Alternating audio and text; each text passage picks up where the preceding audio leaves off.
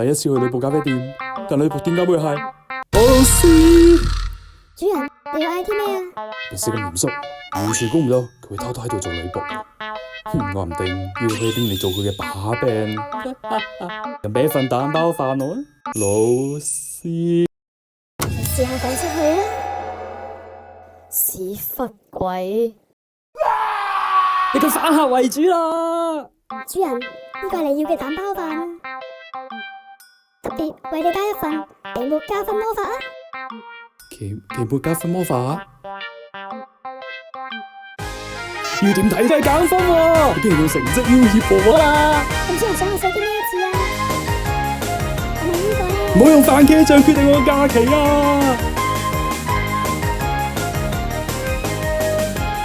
呢個竟然唔係蛋包飯，變咗犯罪調查報告啊！放過我啦，我唔會趕出去㗎。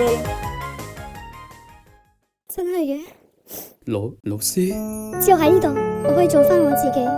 做大人果然要放棄自己中意嘅嘢。老師，我會保守秘密㗎，老師。唔好再嗌老師啊！呢條三角函數邊個主人識解啊？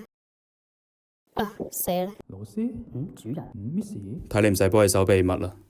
主人為何物啊？